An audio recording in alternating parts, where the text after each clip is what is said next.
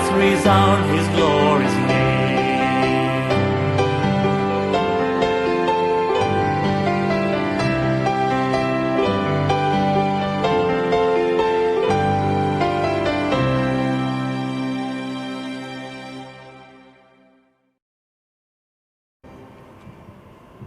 Salam sejahtera bagi kita semua, Bapak Ibu, Saudara, Saudari, serta anak-anak yang terkasih di dalam Tuhan Yesus Kristus.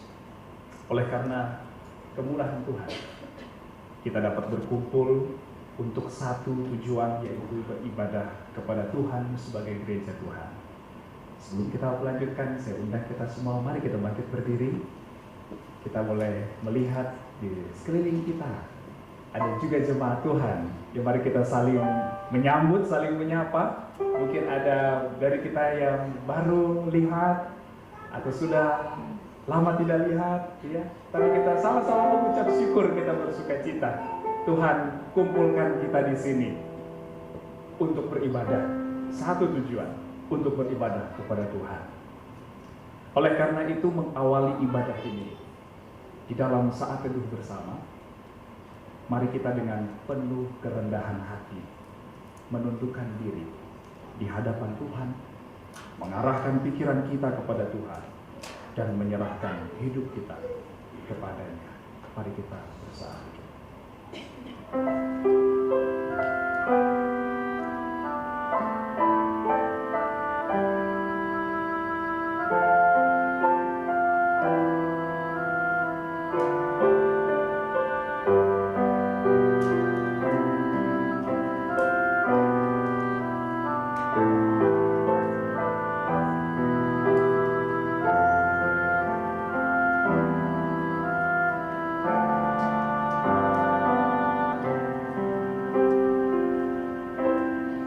Tuhan di dalam Injil Matius pasal 6 ayat 25, 31 dan 33 tertulis demikian.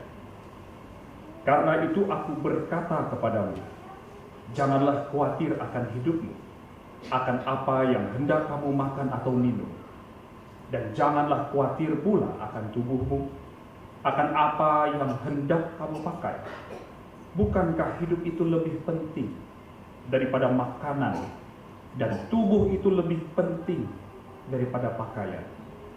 Sebab itu janganlah kamu khawatir dan berkata, apakah yang akan kami makan? Apakah yang akan kami minum? Apakah yang akan kami pakai? Tetapi carilah dahulu kerajaan Allah dan kebenarannya, maka semuanya itu akan ditambahkan kepadamu. Carilah dulu kerajaan Allah beserta kebenarannya, maka semua ditambah padamu.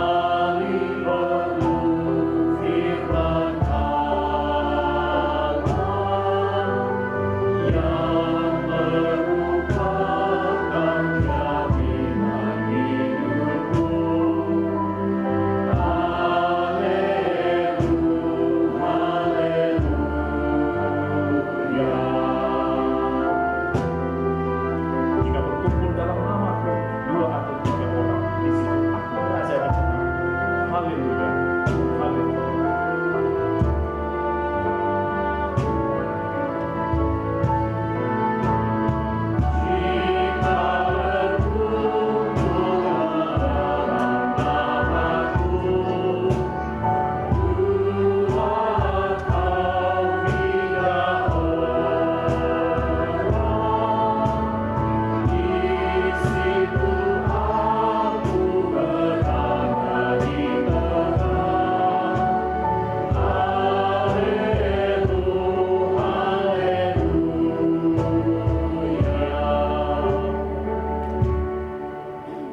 Tuhan memanggil kita untuk beribadah.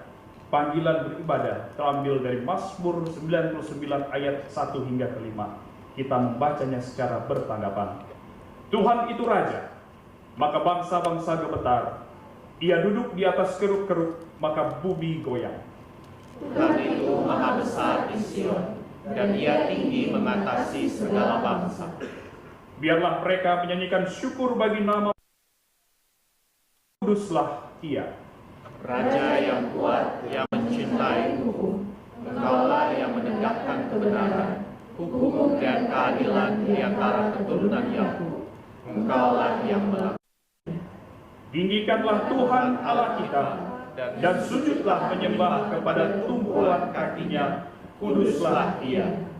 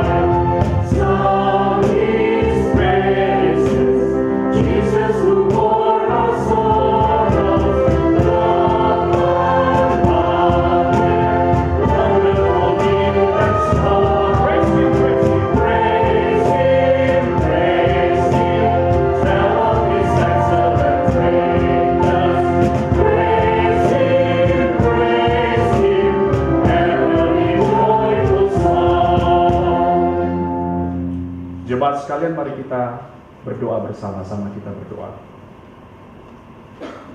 Terpujilah Kristus, Sang Penebus, pengharapan dan keselamatan sejati bagi setiap umatnya.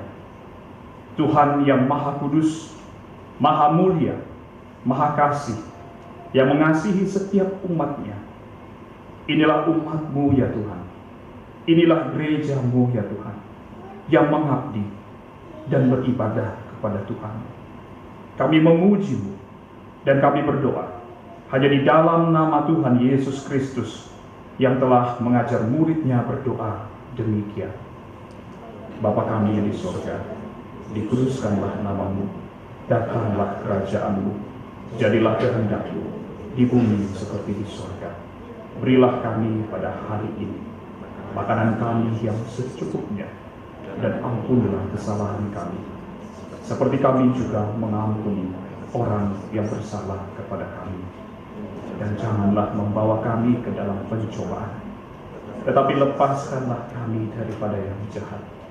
Karena Engkaulah yang punya kerajaan dan kuasa dan kemuliaan sampai selama-lamanya. Amin. Firman Tuhan di dalam Kisah Para Rasul pasal 4 ayat 12 tertulis demikian. Dan keselamatan tidak ada di dalam siapapun juga selain di dalam Tuhan Yesus Kristus, sebab di bawah kolong langit ini Tidak ada nama lain yang diberikan kepada manusia yang olehnya kita dapat diselamatkan. Mari kita memuji dan menyembah Dia.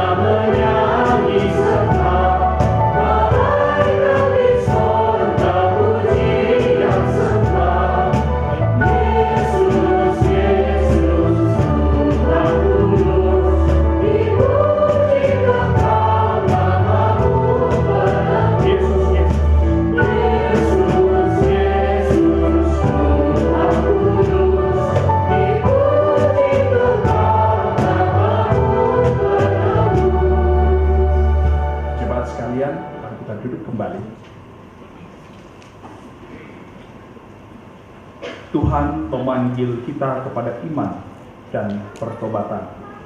Pengakuan iman komunal terambil dari pengakuan iman Westminster pasal 28 tentang baptisan, poinnya yang kedua dan ketiga. Kita membaca bagian ini bersama-sama.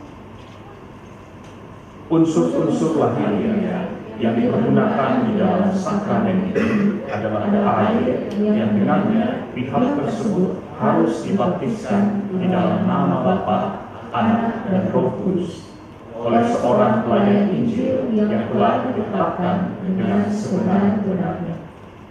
Menyelamatkan seseorang ke dalam air tidak diperlukan, tetapi baptisan sudah secara benar dilaksanakan dengan mencurahkan atau memercikkan air ke atas orang itu. Jemaat sekalian, sebagai gereja Tuhan, mari kita mengaku dosa kita di hadapan Tuhan. Ketika kita membaca bagian ini, baiklah kita membacanya bersungguh-sungguh dan dengan penuh pemaknaan. Mari kita mengaku dosa secara umum. Ya Allah yang pemurah dan yang menyatakan belas kasihan, Engkau sangat mengenal setiap pribadi kami. Jika saat ini Engkau mendapati kami bergumul dengan akibat dari keputusan-keputusan hidup yang keliru, ampunilah kami. Kami mengakui bahwa kadang-kala kami tidak memperhatikan dengan sesama akan perkataan dan kehendak-Mu. Kami mudah diperdaya oleh konsep dan tawaran dunia ini, dan tanpa kami sadari, kami mulai tersesat.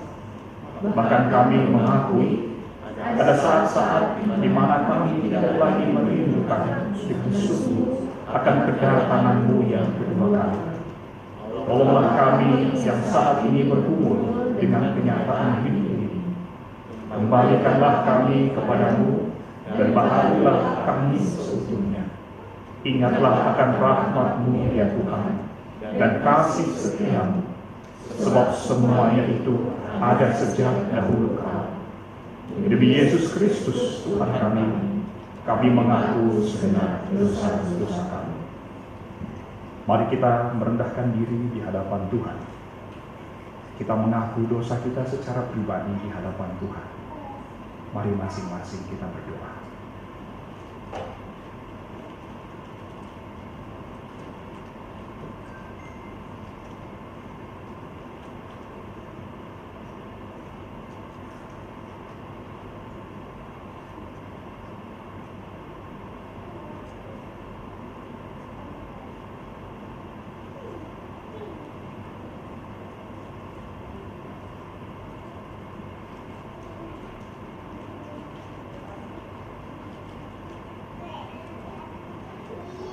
Jemaat sekalian, dengarkanlah jaminan pengampunan terambil dari firman Tuhan di dalam Yesaya pasal 1 ayat 18.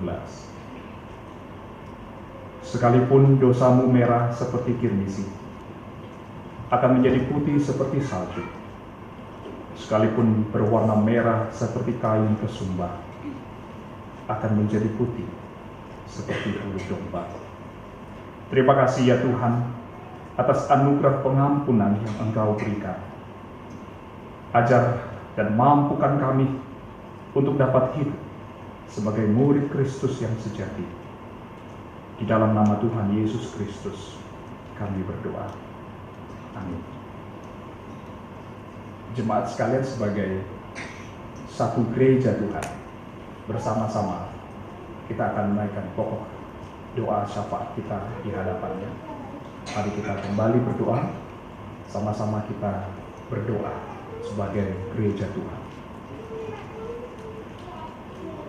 Bapa kami di surga, kami, gereja-Mu ini, berdoa di hadapan Tuhan. Kami berdoa untuk setiap jemaat Tuhan di Christ Chapel yang ada di Indonesia. Begitu juga untuk Karawaci Presbyterian Church. Bahkan semua gereja Tuhan yang ada di Kota Manado, di Provinsi Sulawesi Utara, Indonesia, bahkan dunia ini ya Tuhan. Biarlah kami semua ini, di dalam setiap kelemahan kami ya Tuhan, Tuhan tolong. Untuk kami dimampukan untuk bisa mengingat Tuhan. Ketika kami bangun, kami mengingat Tuhan. Ketika kami melakukan bagian kami di dunia ini,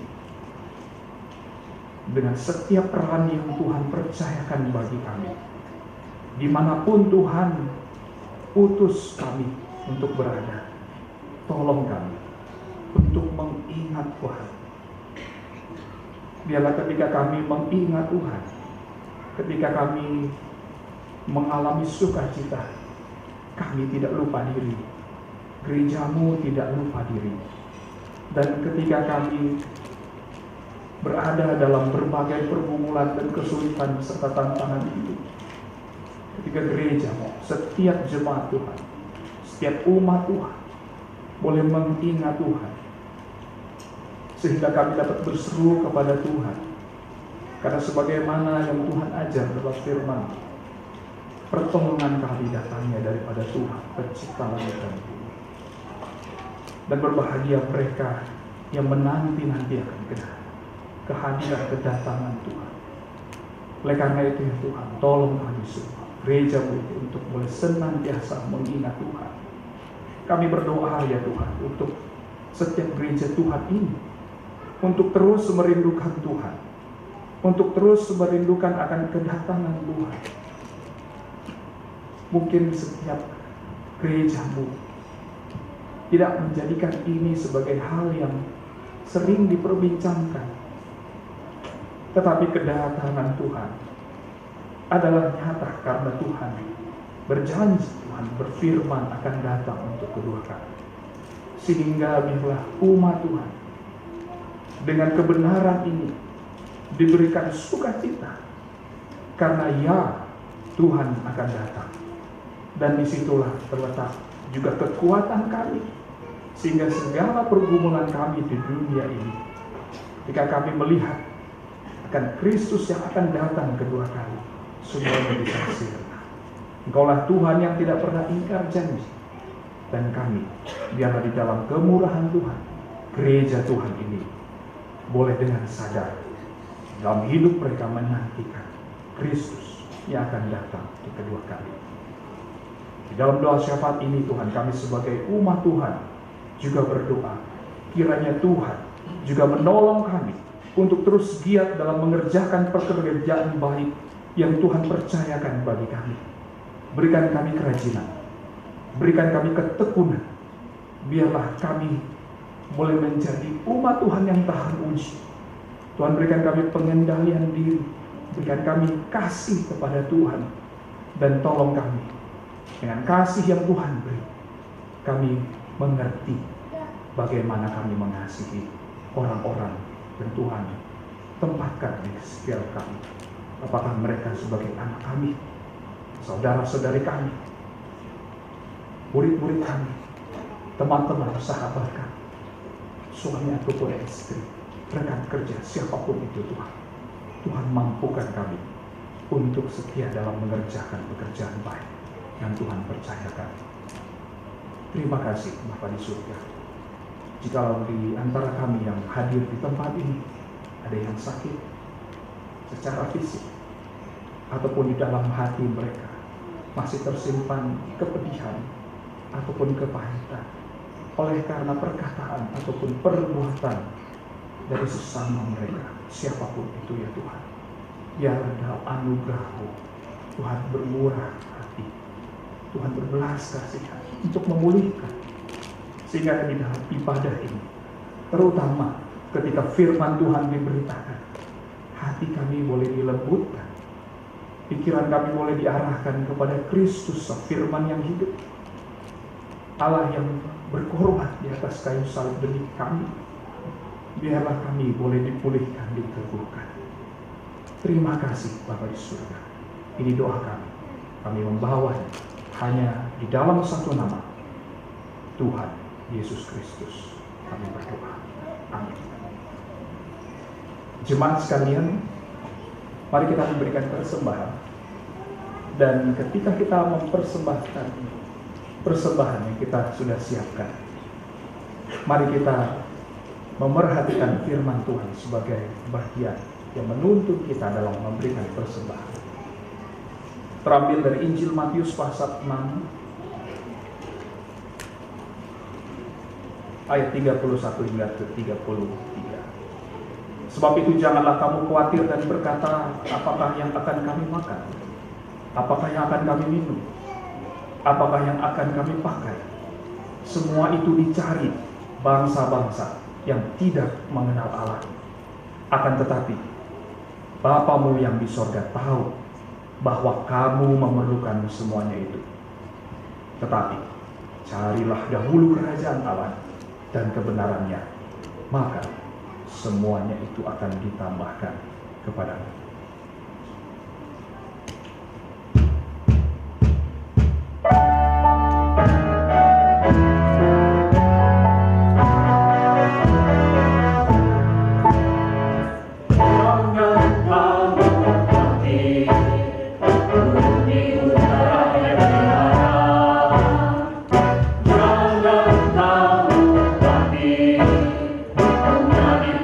Hiasi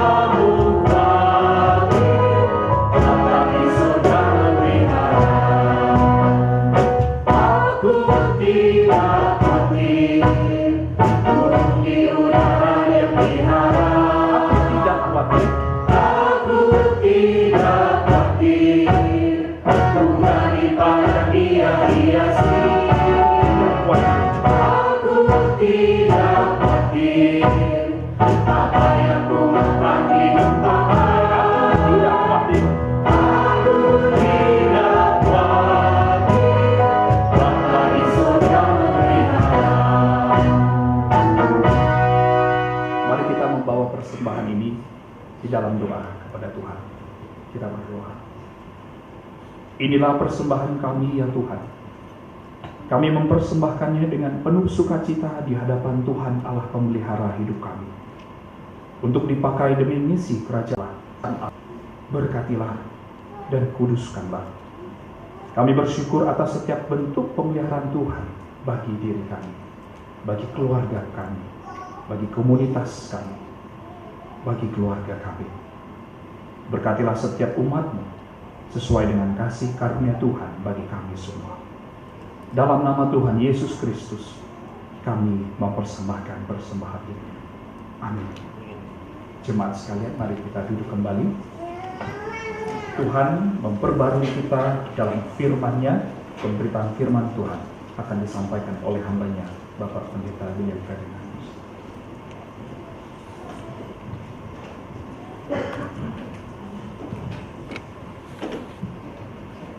Selamat pagi Bapak Ibu, saudara juga adik-adik sekalian. Pada pagi ini kita akan melanjutkan eksposisi kita dari Matius pasal 24. Matius pasal 24 ayat 23 sampai ayat yang ke-36.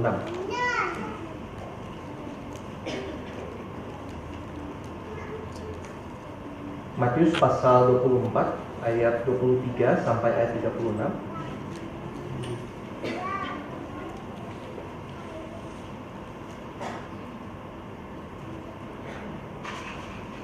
Jika sudah menemukannya, harap Bapak Ibu saudara bisa memperhatikan dan Alkitab masing-masing. Saya akan bacakan untuk kita semua. Pada waktu itu, jika seseorang berkata kepada kamu, lihatlah, Mesias ada di sini, atau Mesias ada di sana, jangan kamu percaya. Sebab Mesias-Mesias palsu dan nabi-nabi palsu akan muncul dan mengadakan tanda-tanda yang dahsyat dan mukjizat-mukjizat, sehingga sekiranya mungkin mereka menyesatkan orang-orang pilihan juga. Perhatikanlah, aku sudah mengatakannya terlebih dahulu kepadamu. Jadi, apabila orang berkata kepadamu, lihatlah, ia ada di padang gurun, janganlah kamu pergi ke situ. Atau lihatlah, ia ada di ruang dalam, janganlah kamu percaya. Sebab sama seperti kilat memancar dari sebelah timur dan melontarkan cahayanya sampai ke barat, demikianlah ulalah kelak kedatangan Anak Manusia. Di mana ada bangkai, di situ burung nasar berkerumun. Segera sesudah siksaan pada masa itu, matahari akan menjadi gelap, bulan tidak akan memancarkan sinarnya, bintang-bintang akan berjatuhan dari langit, dan kuasa-kuasa langit akan goncang. Pada waktu itu akan tampak tanda Anak Manusia di langit. Semua bangsa di bumi akan meratap, dan mereka akan melihat Anak Manusia itu datang di atas awan-awan di langit dengan kuasa dan kemuliaan yang besar. Ia akan mengutus malaikat-malaikatnya yang dengan bunyi sangkakala yang dahsyat akan mengumpulkan orang-orang pilihannya dari keempat penjuru bumi, dari ujung langit yang satu ke ujung langit yang lain. Belajarlah dari perumpamaan tentang pohon ara. Apabila ranting-rantingnya melembut dan mulai bertunas, kamu tahu bahwa musim panas sudah dekat. Demikian juga, jika kamu melihat semuanya ini, ketahuilah bahwa ia sudah dekat, sudah di ambang pintu. Sesungguhnya aku berkata kepadamu, generasi ini tidak akan berlalu sebelum semuanya itu terjadi.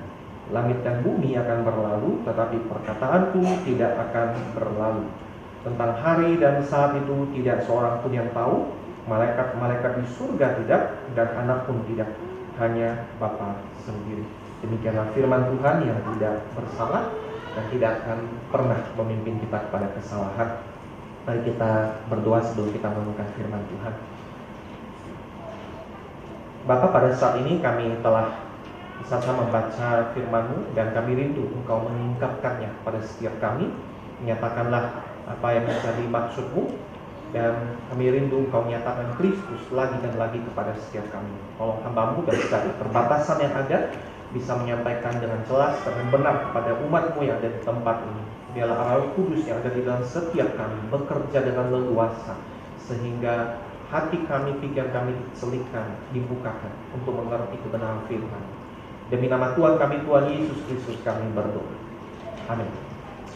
Ya, Bapak Ibu Saudara, sebagaimana yang saya sampaikan minggu lalu, khotbah tentang kedatangan Tuhan Yesus kedua kali secara khusus dari Matius 24 ini satu khotbah yang tidak mudah, ya. Tapi kita akan berupaya mencoba melihatnya, ya, teks yang ada.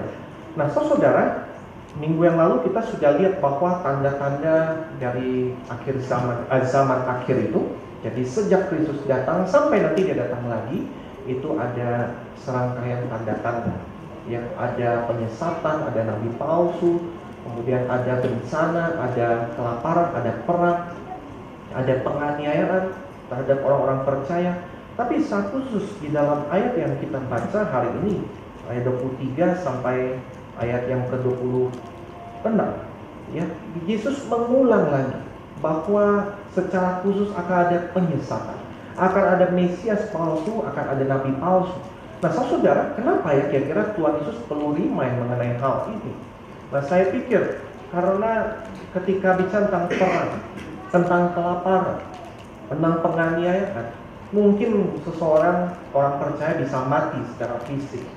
Tetapi kalau bicara tentang penyesatan, nah itu sudah matinya itu betul-betul menyeleweng, Saudara. Ya, seseorang bisa tetap mengalami bencana, perang, kelaparan, mati, tapi tetap di dalam Kristus. Tapi kalau sudah mengalami penyesatan, ikut yang salah, nah itu berabe, Saudara. Ya, yang pertaruhkan di sana adalah masalah kekekalan. Dan Saudara, Kristus mengingatkan hal ini 2000 tahun yang lampau. Dan kita melihat berulang kali di dalam sejarah, memang ada orang-orang yang berupaya menghitung, memberitahu bahwa Kristus akan datang kapan gitu. Ya. Nah, Saudara, saya coba cari tahu. Nah, ini yang terdaftar, ya. Dan ini yang kebaikan di luar negeri. Atau di Indonesia sendiri saya percaya lebih banyak daripada itu. Ya, setidaknya dari tahun 500 itu ada Hippolytus Africanus Irenaeus, itu Bapak gereja pernah bilang bahwa Kristus akan datang gitu, ya, tahun 500. Nggak tahu kenapa dia bilang demikian. Lalu ada Paulus, kemudian ada Thomas Munzer, ya. Lalu William Miller, Saudara. Ini salah satu pendiri gereja Advent itu, ya, katakan tahun 1844, tapi nggak kejadian. Kemudian ada Charles Russell, ini pendiri Saksi Yehova, dia katakan tahun 1874, nggak kejadian juga. Ya, kemudian Joseph Smith, pendiri Mormon, itu juga bilang tahun 1891 nggak kejadian. Ya, lalu selanjutnya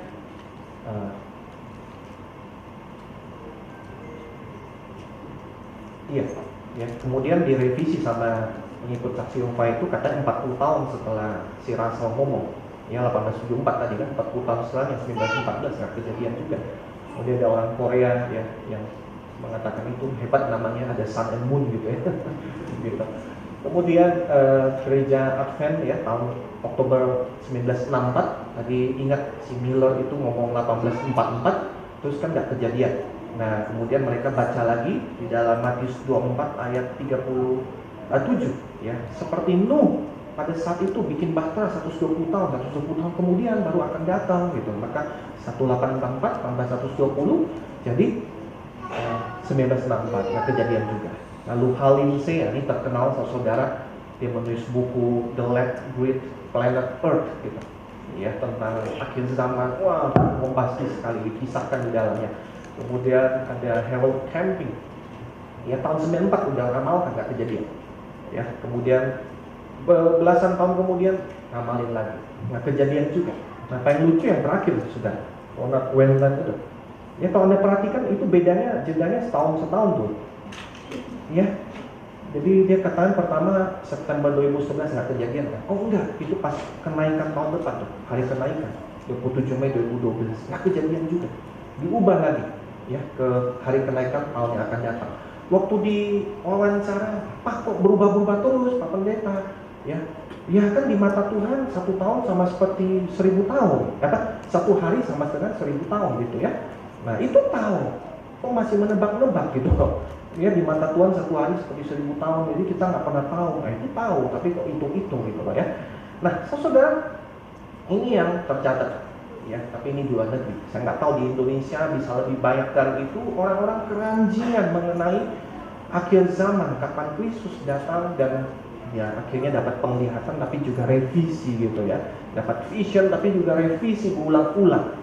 Dan Kristus sudah mengatakannya 2000 tahun yang lampau ya, bahwa orang akan berupaya menunjukkan ya bahwa kapan dia datang, terus ini adalah Mesias di sini, Mesias di sana, tapi sebenarnya itu palsu adanya. Saudara, dikatakan di sana bahwa Mesias-Mesias palsu, nabi-nabi palsu itu bahkan akan muncul dan mengadakan tanda-tanda yang dahsyat, mukjizat-mukjizat yang luar biasa. Ya, sehingga sekiranya mungkin mereka menyesatkan orang-orang pilihan juga. Jadi luar biasa ya counterfeit-nya itu. Jadi sangat luar biasa penyesatan terjadi. Kelihatannya asli tapi sebenarnya palsu gitu. Sehingga dikatakan sekiranya mungkin. Jadi seandainya, kalau mungkin, bahkan orang-orang pilihan bisa disesatkan. Nah saudara, ini bukan artinya orang pilihan bisa disesatkan, tidak saudara. Tapi Kristus bicara tentang kan dia berandai-andai. Kalaupun sampai mungkin ya orang-orang pilihan itu disesatkan begitu. Ya seperti bahasa di dalam ayat 22. Sekiranya waktunya tidak dipersingkat. Seandainya kalau gitu waktu mengenai kedatangan mengenai kehancuran Yerusalem, kemudian penganiayaan besar itu tidak dipersingkat, wah bisa habis semua orang ya, tidak ada yang diselamatkan. Jadi kalau sampai gitu. Nah, kalau sampai mungkin orang-orang pilihan itu tidak dijaga sama Tuhan, mereka tuh bisa diselewengkan, bisa disesatkan. Nah, jadi saudara, Kristus sudah memperingatkannya. Ayat 25, perhatikanlah, aku sudah mengatakannya terlebih dahulu kepadamu. Jadi jangan kaget, jangan heran, pasti akan kejadian. Dan saudara, Mesias palsu, nabi-nabi palsu itu beda sekali dengan Mesias Kristus yang asli. Kristus sepanjang pelayanannya di dalam dunia, saudara, waktu dia melakukan mukjizat-mukjizat itu dengan hati-hati, bukan dengan tujuan kayaknya menunjukkan dengan wah siapa dia gitu. Ya, dia ketika sembuhin orang dia bilang diam ya, jangan ceritain ke siapa-siapa gitu. Ya, kemudian ketika dia melakukan sesuatu yang luar biasa, menyembuhkan orang sakit, yang buta, yang lumpuh, yang timpang, selalu dia ingatkan jangan kasih tahu siapa-siapa. Tapi sekarang banyak Mesias palsu, nabi palsu yang mungkin mencari ketika melakukan hal-hal yang spektakuler itu untuk menunjuk kepada dirinya. Nah, saudara, itu beda sekali dengan Kristus. Nah, saudara, kenapa Kristus merimain hal ini? Karena sangat bahaya memang. Karena ini bicara tentang merusak jiwa manusia bahkan sampai di kekekalan, bukan cuma di sini dan sekarang. Saudara, tahun 78 ada satu gerakan, saya bukan dari 78, tapi dari tahun 60-an ada seorang namanya Jim Jones. Mungkin Bapak, Ibu atau saudara pernah mendengar nama ini, terkenal sekali. Jadi dia awalnya ya dari gereja tertentu, terus akhirnya bikin cult, bikin sekte saudara ya, namanya People's Temple gitu. Ya, jadi bait manusia. Nah, saudara, luar biasa sekali gerakan dari Jim Jones ini. Yang dia bayangkan ya, di era tahun 60-an Amerika yang sangat segregatif, orang hitam, orang kulit hitamnya sama orang kulit putih nggak boleh bergaul, tapi mereka sangat-sangat menunjukkan persaudaraan yang erat di dalam People's Temple-nya. Dia sehingga orang sangat tertarik untuk join. Terus dia sangat revolusioner ya, katanya menentang segala penindasan gitu, ya ketidakadilan ekonomi dan seterusnya. Tapi saudara, satu waktu tahun 78 itu, ya karena terjadi abuse di dalam gerakan itu diselidiki. Ya, mereka menarik diri ke satu tempat namanya Guyana, itu bikin kota sendiri, dan DPR-nya Amerika mau utus orang untuk selidiki intinya ya. Nah dia suruh pengikutnya untuk bunuh itu anggota DPR. Setelah itu mereka bunuh diri rame-rame. Ya, pada hari itu 918 orang mati, saudara. 276 diantaranya anak kecil. Yang tidak mau minum itu minuman dicampur cyanida disuntikkan. ya ditetesin ke mulut hari itu. Jadi Bapak Ibu bisa lihat itu gambar-gambar yang kecil-kecil itu jenazah semua. Ya, sehingga ini kematian yang luar biasa di satu hari 900 orang meninggal. Ya, sebelum jadi baru dikalahkan nanti ya 9/11 ini. 3.000 orang mati dalam satu hari. Jadi saudara, mengerikan. Penyesatan itu mengerikan. Si Jim Jones ini mengatakan dirinya itu dengan ungkapan-ungkapan saya adalah Kristus, saya ada juru selamat, saya adalah Mesias. Dan celaka sekali dia menuntun mengalahkan orang bukan kepada keselamatan tapi kepada kebinasaan. Nah saudara, contoh yang lain mungkin ya dari gereja yang World Vision Society Church of God. Nah ini saya nggak tahu gimana sebutin namanya, Sang Hong gitu ya. Tahun 85 sudah meninggal sesudah. Tapi dia mengaku bahwa dirinya adalah Kristus. Dan istrinya, istri spiritual dia, nah namanya itu sebentar saya susah bacakan ya. Ya, nama istrinya itu Giljah gitu ya. Nah, kalau dia ada Kristus, istrinya itu dia bilang itu ada God the Mother, saudara. Allah Ibu, Tuhan Ibu. Dan saudara, luar biasa mereka sebagai misionaris kemana-mana untuk menjangkau, menyebarkan ajarannya. Satu kali saya ingat sama istri waktu masih di Jakarta, kami di toko buku, lagi lihat buku, toko buku Kristen. Terus saya lagi pergi kan, saya cari buku. Istri saya didatangin, ada 2 orang Korea ya, bahasa Indonesianya terbatas. Terus saya pikir dia lagi ngobrol, ya udah saya tinggalin kan, karena kan saya nggak dicariin Pak. Selesai saya ngobrol dengan dia, kamu diajarin apa itu, siapa mereka minta sumbangan gitu, toko buku Kristen sudah. Dia bilang siapa itu, ngajarin Allah Ibu gitu. Oh ya gitu ya, baru tahu saya gitu. Itu bertahun-tahun yang lampau saudara. Dan menurut pengakuan mereka 3,3 juta pengikut di seluruh dunia. Ya, tapi belum melakukan hal-hal yang aneh-aneh sudah sampai bunuh diri dan segala macam, tidak. Ya, tapi tidak tahu mau dibawa kemana.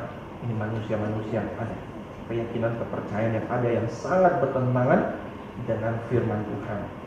Jadi saudara, ketika muncul hal yang seperti ini, Yesus sudah katakan, perhatikanlah, aku sudah mengatakan itu lebih dahulu kepadamu. Jadi jangan heran. Ya, kalau ada yang bilang kepadamu, lihat, ia ada di padang gurun. Ya, jangan kamu pergi ke sana. Lihat, dia ada di ruang dalam gitu. Jangan percaya. Nah, sesudah kenapa tidak perlu percaya? Nah, ada beberapa sifat kedatangan Kristus yang kedua kali. Nah, yang pertama, yaitu kedatangan Kristus itu sifatnya itu striking. Ya, jadi sangat kelihatan jelas, sangat terang benderang, pasti diketahui oleh semua orang. Saudara, salah satu kesulitan ketika membaca dan menafsirkan firman Tuhan itu adalah kita harus menentukan ini ngomongnya itu literal, harafiah, atau sebagai figuratif, atau cuma ungkapan luar. Misalnya saudara, kalau saya bilang saya tidak makan bangku sekolah, bukan artinya saya beneran nggak makan bangku sekolah gitu saudara ya, tapi artinya kan kagak sekolah gitu. Nah, jadi apa yang masukkan Kristus ketika dia bicara di sini? Nah, di ayat 27 digambarkan di sana bahwa kedatangan Kristus yang kedua kali sama seperti kilat memancar dari sebelah timur dan melontarkan cahayanya sampai ke barat. Demikian pula lah kelak kedatangan Anak Manusia. Saudara, dalam sejarah orang-orang Kristen itu memikirkan dan semuanya menafsirkan ayat ini harafiah. Artinya Tuhan Yesus nanti akan muncul dari timur. Ya, nah itu sebabnya gereja-gereja di zaman dulu itu ketika menguburkan orang-orang yang telah meninggal diarahkan ke timur, dihadapkan ke timur gitu ya jenazahnya, supaya waktu Kristus datang dari timur kemudian kebangkitan tubuh terjadi. Nah itu tuh berhadapan muka dengan muka. Ya, saya nggak tahu di mana tuh ini, apakah dikuburkan hadap ke timur saudara, yang nggak pernah cari tahu juga gitu. Tetapi itu keyakinan di masa yang lampau bahwa Kristus katanya akan hadir dari timur. Ya oke lah kalau bumi itu datar saudara. Kalau bulat gimana tuh ya? Ya kan bulat kan gitu. Ya, sehingga Kristus timurnya itu di mana gitu. Ya. Nah, tetapi ketika kita baca ayat ini bukan di dalam pengertian bahwa ya tadi ya masa timur ke barat, tapi seperti kilat ketika dia menyambar. Ya kita pasti lihat, kita pasti dengar semua pasti tahu, semua pasti ngeh, semua pasti bisa memperhatikan. Nah, jadi saudara, kehadiran Kristus itu striking, betul-betul semua orang pasti ngeh. Ya, you cannot miss it. Semua pasti tahu. Sehingga nggak perlu ada yang ngasih tahu, oh dia ada di padang gurun, oh dia ada di ruang jalan. Nggak mungkin hanya ada orang tertentu yang tahu baru Kristus sudah hadir gitu. Ya, dan kemudian ngaku ini Kristus. Nggak perlu, karena Kristus ketika hadir semua pasti tahu, semua pasti ngeh, semua pasti mengenalinya. Nah, gambaran yang kedua di sana katakan di mana ada bangkai di situ burung nasr berkerumun. Ya, jadi digambarkan seperti saudara burung bangkai itu ketika ada bangkai, wah pasti burung bangkai ke sana. Nah, kira-kira gambarannya saking jelasnya kedatangan Kristus gitu, semua orang pasti tahu. Ya, seakan-akan seperti di mana ada bangkai pasti burung nasr itu berkerumun. Ya, saking jelasnya kedatangan Kristus sehingga semua orang pasti tahu dan mengenalinya. Nah, yang kedua sifat kedatangan Kristus yaitu spektakuler, saudara. Damai 29 dikatakan segera sesudah siksaan pada masa itu matahari akan menjadi gelap, bulan tidak akan memancarkan sinarnya, bintang-bintang akan berjatuhan dari langit, dan kuasa-kuasa langit akan goncang. Nah, sekali lagi, apakah harus dimengerti secara harafiah, hurufiah, atau figuratif? Nah, saudara, apakah akan kejadian secara kosmis? Benar-benar itu bulan jadi redup, bintang berjatuhan, matahari jadi hancur, ya, sebenarnya selama ini digambarkan dengan kata kiamat itu, atau secara politis, karena matahari merujuk kepada pimpinan, ya, bulan merujuk kepada leader-leader tertentu, entah raja, presiden, kerajaan bidang dunia ini akan goncang kuasanya. Karena di Perjanjian Lama banyak kali digambarkan mengenai raja-raja itu dengan bahasa-bahasa menggambarkan yaitu ya planet, bulan, dan bintang itu menggambarkan raja-raja, leader-leader dan dunia ini. Nah, terlepas dari apapun saudara, apakah penjungkit balikan itu literal, ya, langit bumi itu kayaknya hancur gitu, ya, bulan jadi redup, matahari jadi tidak bersinar lagi, kemudian bintang jatuh beneran menjadi sedemikian, atau figuratif, mereka dimaksudkan ada raja, presiden, atau dunia-dunia ini goncang. Tapi yang jelas balik lagi, you cannot miss it. Engkau dan saya tidak akan bisa melewatkannya, saudara. Pasti tahu kita, pasti mengenali. Nah, ini tandanya Kristus sudah datang. Jadi pasti kita tahu. Dan saudara, di ayat 30 dikatakan pada waktu itu akan tampak tanda anak manusia di langit. Ya, di dalam bahasa Indonesia itu the sign of the Son of Man. Jadi kehadiran Kristus itu sendiri sebagai tanda. Ya. Jadi pasti kita tahu, kita mengenali dia telah datang. Lalu apa yang terjadi, saudara? Ya, perhatikan di sana, semua bangsa di bumi akan meratap dan mereka akan melihat anak manusia itu datang di atas awan-awan di langit dengan kuasa dan kemuliaan yang besar. Saudara, ini adalah gambaran penggenapan terhadap Daniel pasal 7. Saya mengajak kita membukanya. Daniel pasal 7 ayat 13 sampai ayat 14.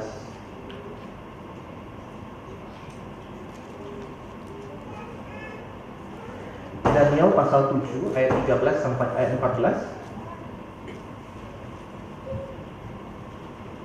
Saya akan bacakan untuk kita Daniel pasal 7 ayat 13 sampai 14.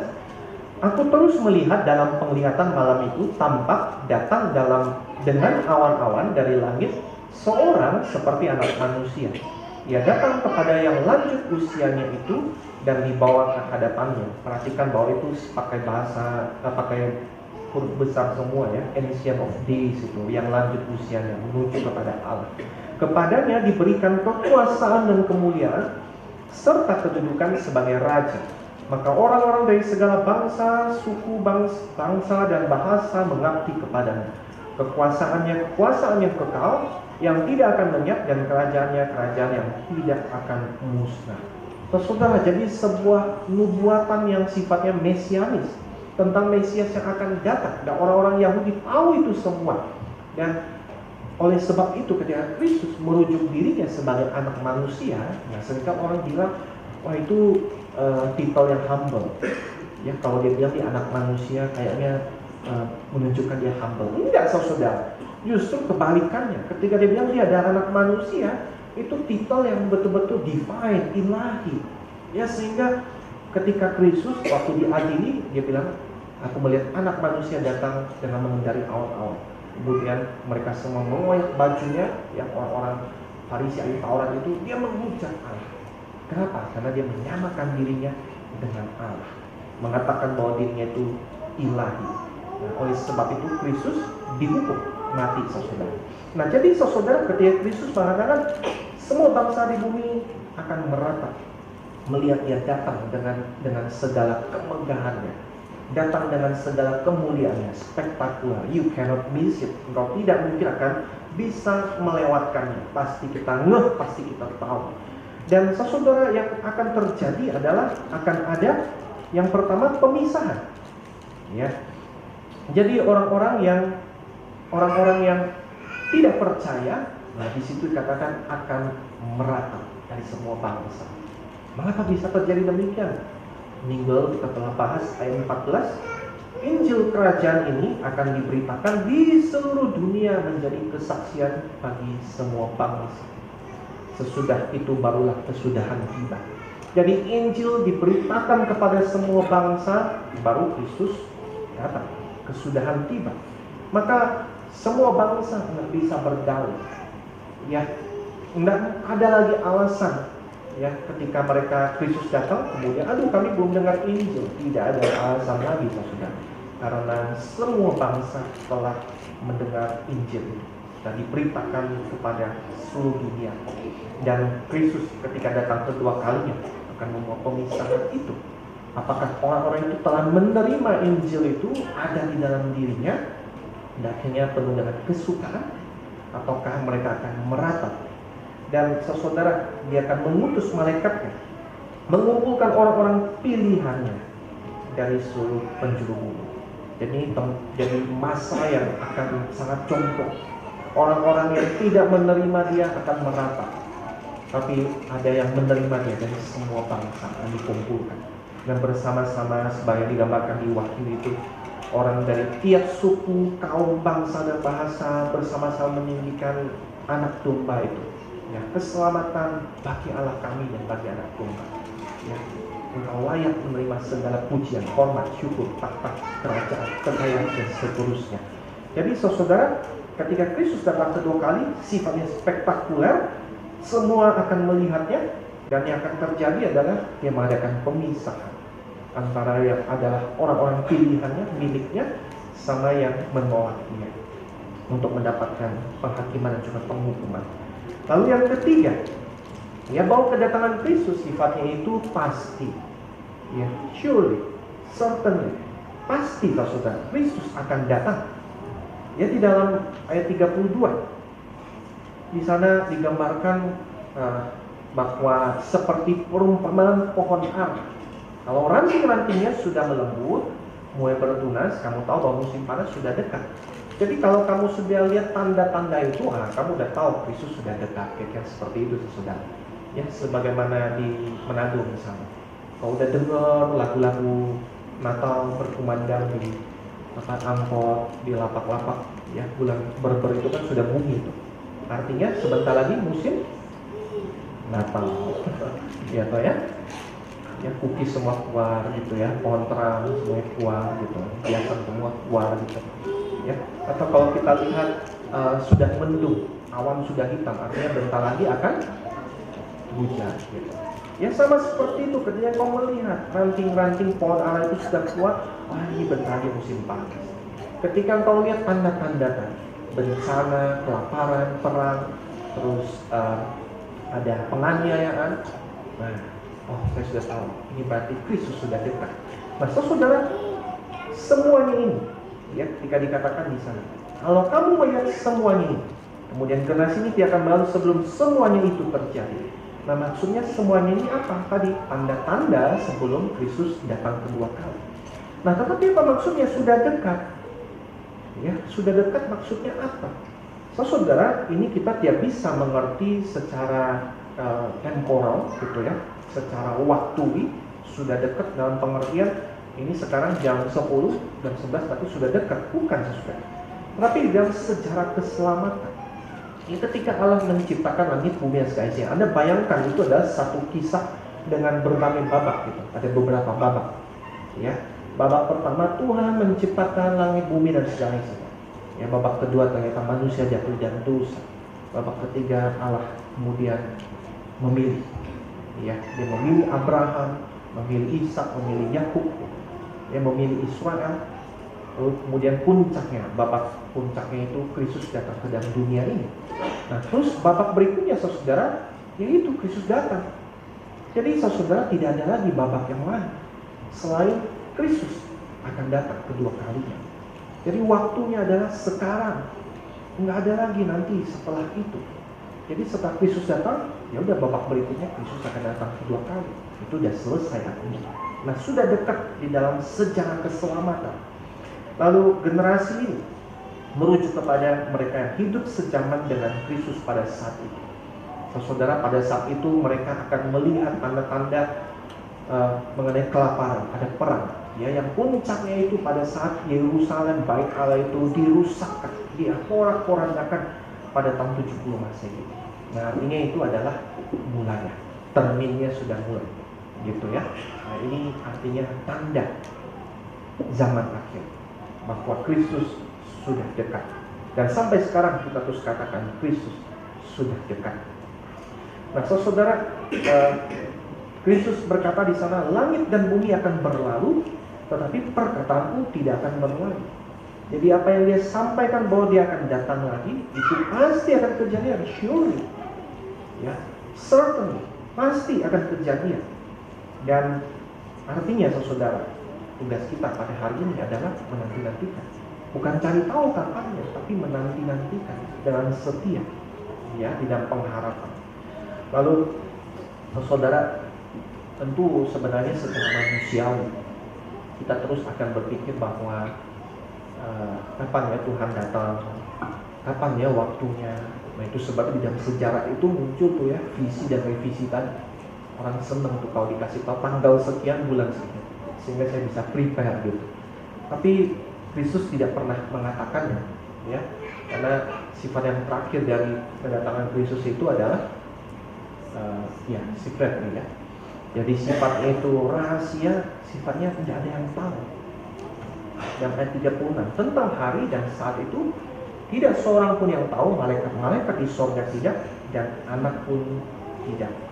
Jadi tidak ada seorang pun yang tahu.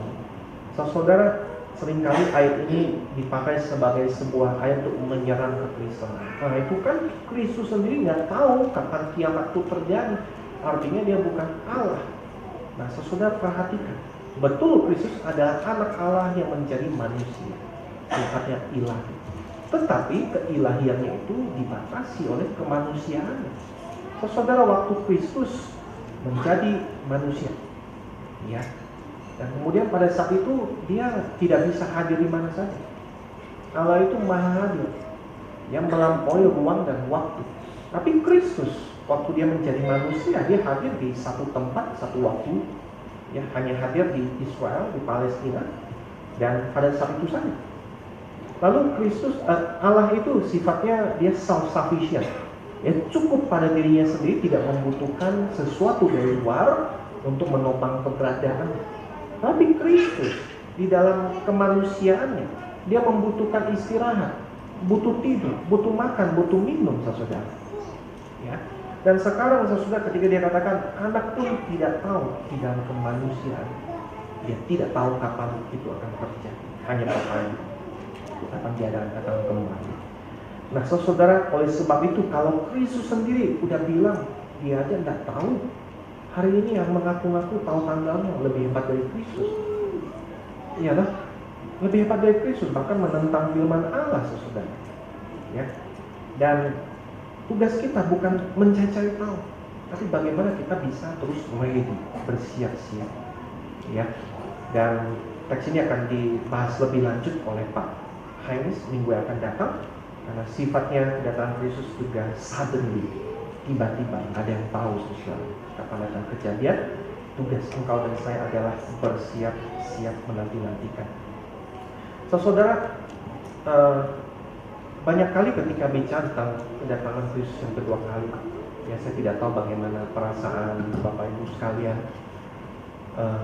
Ada banyak yang rasanya takut tentang, aduh kayaknya hidup saya belum beres, belum benar gitu. Ya, Tuhan jangan datang dulu dah gitu. Ya, saya takut gitu. Ya, ada yang masa nggak siap, ada yang ngeri gitu ya, ada yang harap-harap cemas gitu. Aduh kayaknya saya belum sempurna, Tuhan jangan datang dulu dah gitu. Ya, saudara. Tapi kalau kita perhatikan, ya seorang yang memang milik Kristus, pastilah dia merindukan Kristus.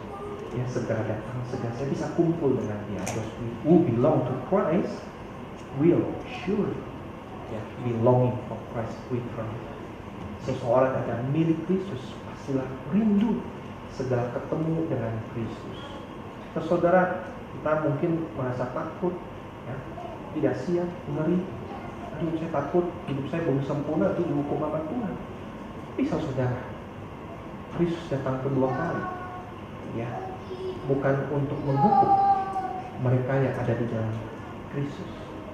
Ya, setiap kita yang takut dihukum karena dosa-dosa kita, ya, karena kita mungkin tahu bersandar kepada kemampuan kita. Ya, hidup kita mesti beres dulu, upaya saya, perbuatan-perbuatan baik saya.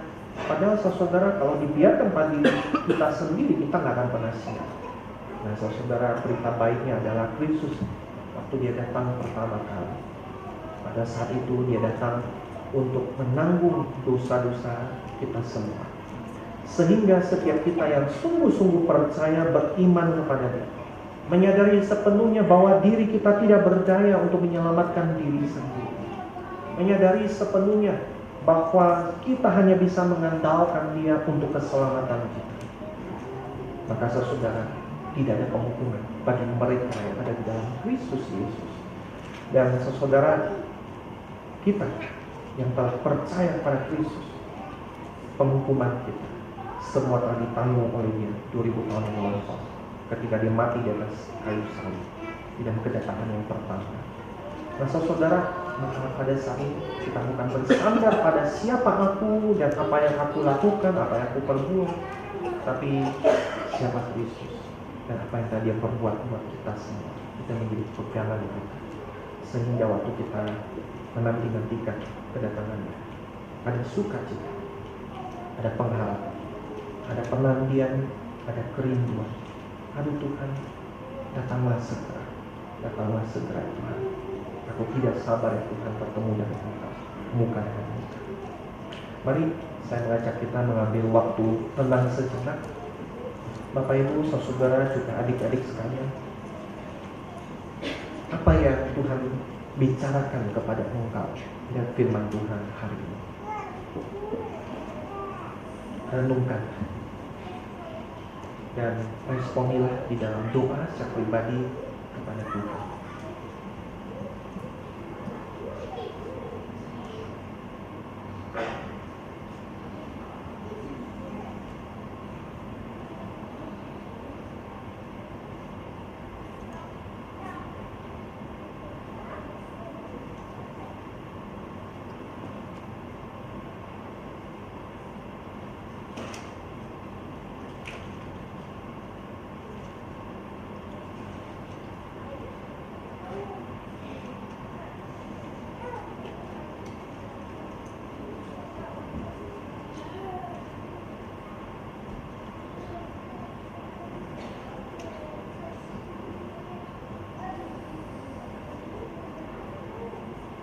Ya Tuhan, pada saat ini di dalam penantian kami akan kedatangan-Mu yang kedua kali, biarlah Injil-Mu itu terus bergema, terus menuntun langkah kami hari demi hari, terus mengingatkan kami lagi dan lagi bahwa kami telah diselamatkan di dalam Kristus, bukan berdasarkan apa yang kami kerjakan, lakukan, perbuat, tapi semata-mata karena anugerah, semata-mata karena apa yang telah Engkau perbuat 2000 tahun yang lampau pada saat Engkau datang pertama kali. Engkau telah menanggung setiap hukuman kami di dalam diri di atas kayu salib. Dan ya Tuhan, biarlah kebenaran itu yang terus menghangatkan hati kami, yang terus membangun iman kami, terus mendorong kami senantiasa bersandar kepada Engkau lagi dan lagi ya Tuhan. dan terus memberikan kami satu kerinduan, menanti-nantikan, mengharapkan, merindukan Engkau segera datang Tuhan, untuk membaharui segala sesuatu. Amin ya Tuhan, datanglah segera, datanglah segera. Kami berdoa di dalam nama Tuhan kami, Tuhan Yesus Kristus. Amin.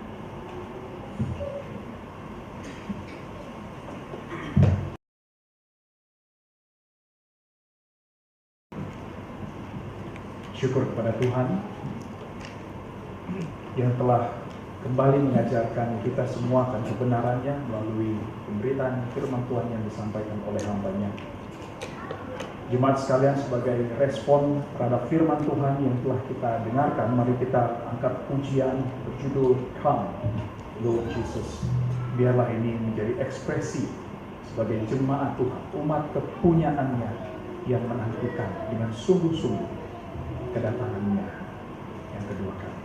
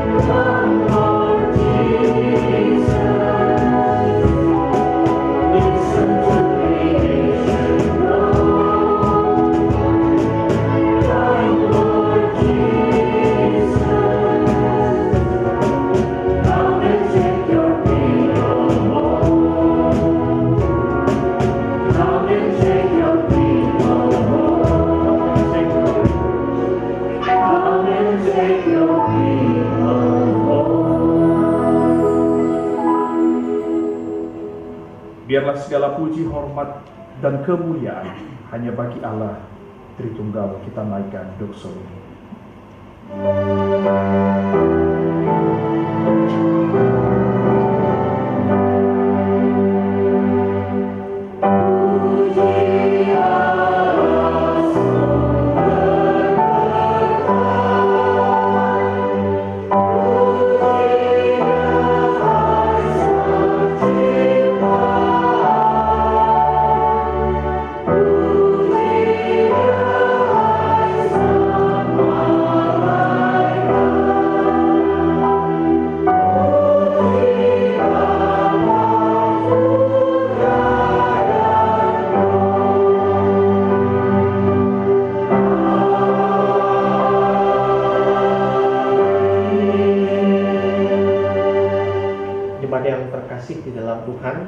pulanglah ke tempat kita masing-masing.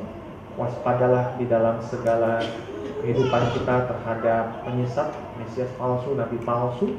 Hiduplah di dalam penantian yang terus-menerus akan Kristus yang akan datang segera. Dan terimalah berkat yang daripada Allah Tuhan. Kiranya anugerah Tuhan Yesus Kristus, kasih Allah Bapa, persekutuan Roh Kudus menyertai kita semua mulai dari hari ini sampai Maranatha, hari di mana Kristus datang kedua kalinya. Amin.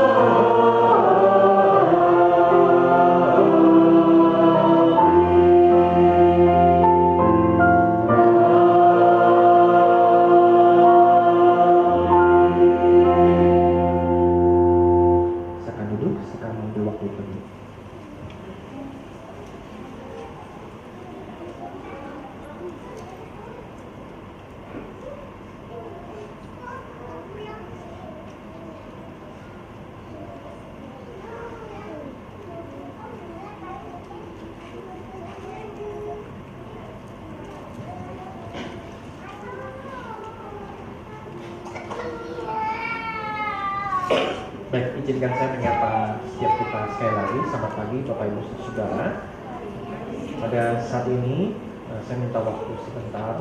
Kita mau mendoakan rekan-rekan kita jemaat yang telah bersama-sama dengan kita selama beberapa waktu lamanya. Dan saat ini Tuhan memimpin mereka ke tempat yang baru, ya, di dalam pelayanan panggilan yang akan Tuhan percayakan, ya. Nah, saudara, ada beberapa nama yang cantum di depan, saya mungkin bacakan, ya. Pak Pedro, Pak Mario, Ibu Fani, Pak Philip, Ibu Gera, kemudian ada Ibu Leni, Ibu Esther, Ibu Renzi, Pak Erwin, Ibu Dwi. Nah, mungkin ada yang lain yang tidak saya cantumkan, tapi ada yang akan pergi ke tempat yang lain. Boleh maju ke depan, ya, supaya kita bisa mendoakan sama-sama. Mari Pak Philip, ya, Pak Erwin.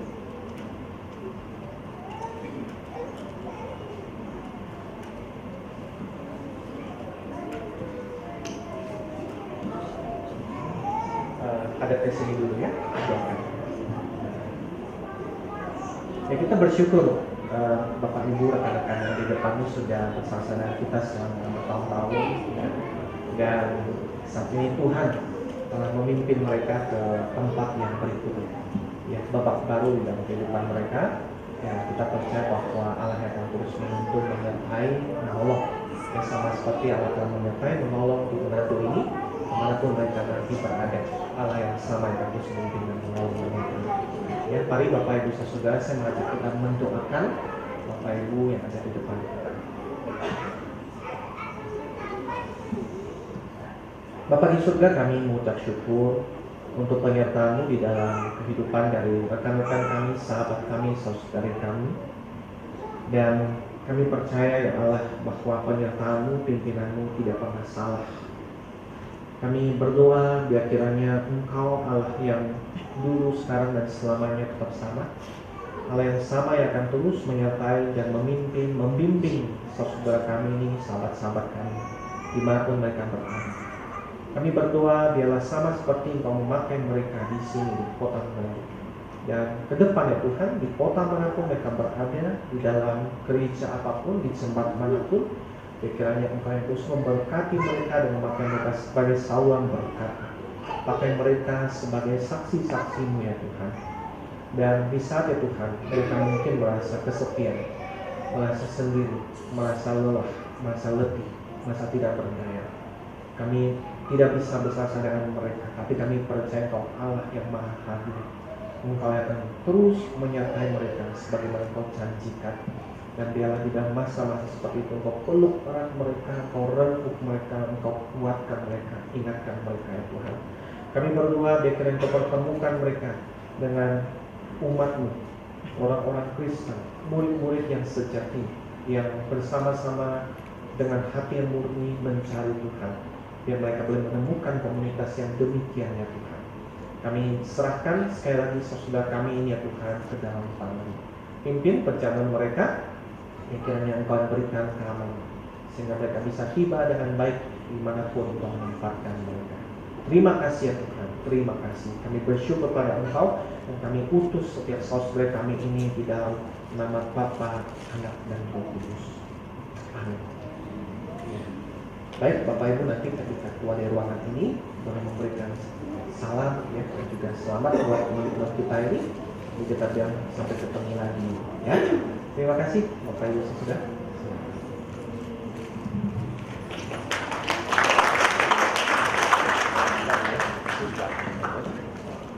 Ya, sebagai pengumuman Bapak Ibu sekalian, mengundang Bapak Ibu sekalian setiap hari Selasa malam pukul 8 kita sama-sama ikut persekutuan doa dan juga pendalaman Alkitab yang melalui Zoom meeting. Nah, setelah ini ada juga ibadah Sunday School dan Nursery di ruang sebelah. Mungkin ada tambahan pengumuman. Baik, selamat. Oh iya, mungkin ada dari antara kita yang mungkin pada ibadah kali ini pertama kali hadir untuk bersekutu bersama. Bolehkah melambaikan tangan? Yang baru pertama kali, ada di sebelah kanan, di belakang ibu beserta keluarga, selamat datang. Di sebelah sini ada lagi. Oke, selamat datang pada ibu dan adik-adik serta oma juga yang bila tidak ada tempat yang secara rutin untuk beribadah, setiap minggu kami mengundang ibu serta keluarga untuk sama-sama bersekutu di Christ Chapel Manado. Baik Bapak Ibu sekalian, selamat melayani di sepanjang minggu ini. Tuhan Yesus memberkati.